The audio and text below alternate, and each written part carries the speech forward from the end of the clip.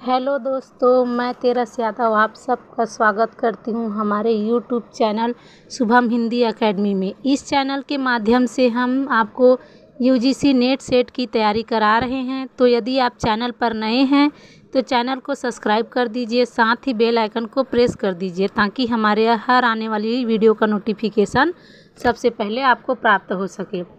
तो दोस्तों, आज हम बात करने वाले हैं इकाई 8 की।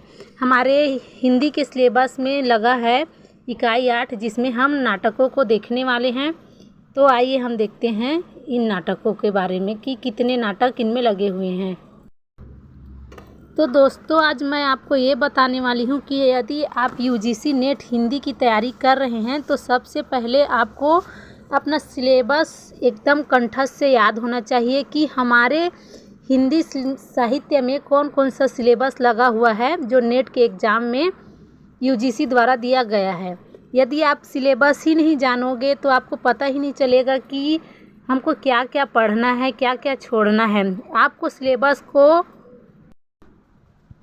का पीडीएफ निकलवा लीजिए और उसको एकदम रट्टा मार लीजिए। आपको कहीं भी या फिर कहीं भी चिपका लीजिए दीवार पर, या फिर आप जहाँ पर पढ़ते हो, स्टडी करते हो, वहाँ पर चिपका लीजिए। और आपको इतना अच्छे से याद होना चाहिए क्योंकि हमारा 30-35% हमारे सिलेबस में ही कवर हो जाता है। तो चलिए ज़्यादा देर ना करते हुए हम लोग अपने टॉपिक पर आते हैं और इकाई 8 नाटक के बारे में पढ़ते हैं। तो दोस्तों, आज मैं बात करने वाली हूँ इकाई 8 में लगे हुए नाटकों के बारे में। तो आज मैं नाटक, उसके प्रकाशन वर्ष और रचनाकार और उनके जन्म को एक साथ लाई हूँ। तो हम देखते हैं कि हमारा पहला नाटक कौन सा है। हमारा आज का पहला नाटक है भारत दुर्दशा, जिसका प्रकाशन वर्ष है 1980 ईस्वी, जिसके लेखक है भारतेंदु हरिश्चंद्र जी, जिनका जन्म है 1850 ईस्वी। दूसरा है अंधेर नगरी 1881, भारतेंदु हरिश्चंद्र 1885। इसमें इकाई 8 में भारतेंदु हरिश्चंद्र जी का 2 नाटक लगा हुआ है, जयशंकर प्रसाद जी का 3 नाटक लगा हुआ है और मोहन राकेश जी का 2 नाटक लगा हुआ है। तो तीसरा है स्कंदगुप्त 1928, जयशंकर प्रसाद 1889, चंद्रगुप्त 1931, जयशंकर प्रसाद 1889, ध्रुव स्वामी 1933, जयशंकर प्रसाद 1889, सिंदूर की होली 1934, लक्ष्मी नारायण मिश्र 1930, आगरा बाजार 1954, हबीब तनवीर 1933, अंधा युग 1955, धर्मवीर भारती 1926, अंजो दीदी 1955, उपेंद्रनाथ अस्क 1910, आषाढ़ का एक दिन 1958, मोहन राकेश 1925, आधे अधूरे 1969, मोहन राकेश 1925, बकरी 1974, सर्वेश्वर दयाल सक्सेना 1927, एक और द्रोणाचार्य 1977, शंकर शेष 1933, महाभोज 1982, मन्नू भंडारी 1931। ये जो पूरा लाइन है वो हमारे इकाई 8 में लगे हुए रचनाएं हैं और ये उनके रचनाकार हैं। तो दोस्तों, हमारे इकाई 8 में कुल 14 नाटक लगे हुए हैं जो परीक्षा के दृष्टि से सारे महत्वपूर्ण हैं। अब हम इन नाटकों के बारे में तो देख लिए कि इनका प्रकाशन वर्ष कब है, इनके रचनाकारों के जन्म कब है। तो दोस्तों, आपको सबसे पहले यह बात ज़रूर ध्यान में रखना है कि यदि आप किसी भी रचना को पढ़ते हैं, उसके रचनाकार को पढ़ते हैं, तो साथ में उस रचनाकार के और अन्य भी रचनाएं आपको पढ़ना है, क्योंकि हमारे इकाई 2 में लगे हुए नाटकों में इन्हीं रचनाकारों के अन्य रचनाएं दिए हुए हैं। तो परीक्षा की दृष्टि से सारे महत्वपूर्ण हैं और आप लोगों को इनके और रचनाओं को पढ़ना भी ज़रूरी है। तो आगे हम बात करते हैं जो रचनाएं हैं, उन रचनाओं में कौन कौन कितने दृश्य है, कितने अंक है, उसको देखेंगे। तो पहला है भारत दुर्दशा, जिसमें 6 अंक सम्मिलित है। दूसरा है अंधेर नगरी, जिसमें भी 6 अंक है।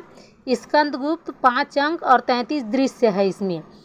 चंद्रगुप्त 4 अंक और 46 दृश्य है। ध्रुव स्वामी 3 अंक है। सिंदूर की होली में भी 3 अंक है। आगरा बाजार 2 अंक है। अंधा युग 5 अंक है। अंजो दीदी 2 अंक और 6 दृश्य है। आषाढ़ का एक दिन 3 अंक है। आधे अधूरे 5 अंक है। बकरी 2 अंक और 6 दृश्य है। एक और द्रोणाचार्य 2 अंक और 11 दृश्य है। महाभोज में अंक नहीं है, बस इसमें 11 दृश्य है।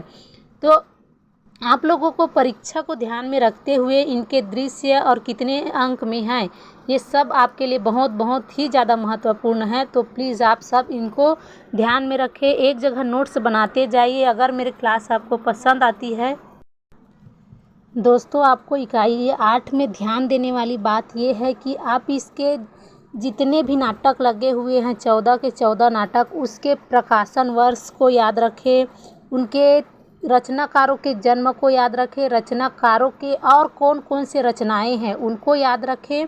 उसके साथ ही साथ आप इसके जितने भी अंक हैं, जितने भी दृश्य है उसको याद रखें। और इसके पात्र परिचय, चाहे वो गौड़ पात्र हो चाहे मुख्य पात्र हो, ये सब परीक्षा की दृष्टि से बहुत महत्वपूर्ण है। तो आप इसको पढ़ेंगे तो उसके साथ साथ नोट्स बनाते जाए, ताकि आपको जिस समय रिवीजन करना हो उस समय आप अपना नोट्स उठाए और उसी को रिवीजन करें। इधर उधर आप कहीं सर्च मारते ना ढूंढते फिरे। आपका अगला यूजीसी नेट का एग्ज़ाम दिसंबर में है, तो ज़्यादा दिन नहीं है दोस्तों। हम लोग बस ये देखते रहते हैं कि आज पढ़ेंगे करके दिन पूरा निकलते जाता है और हमको पता भी नहीं चलता। जब 1 मंथ या 15 दिन बचा रहता है तब दिमाग में ख्याल आता है कि नहीं, हम लोग पहले क्यों नहीं पढ़े। इसीलिए आप लोग पहले से तैयारी करते रहिए और हमारे चैनल के साथ जुड़े रहिए। आपको हम इस चैनल के माध्यम से यूजीसी नेट में लगे सारे सिलेबस कवर कराने वाले हैं। यदि आप इस चैनल के माध्यम से तैयारी करना चाहते हैं तो आप इस चैनल को सब्सक्राइब करके रखें और बेल आइकन को प्रेस करके रखें, ताकि आपसे मेरा एक भी वीडियो मिस ना हो और आप अपनी तैयारी को बेहतर ढंग से कर सकें। क्योंकि हर कोई आजकल कंपटीशन का ज़माना है, हर कोई आगे बढ़ना चाहता है। तो दोस्तों, आप लोग ना अपना तैयारी अभी से शुरू कर दीजिए, ताकि आप परीक्षा में बेहतर परिणाम ला सके। धन्यवाद। आज का वीडियो यहीं तक है, मिलते हैं अगले वीडियो में। तो ऑल फ्रेंड, थैंक यू।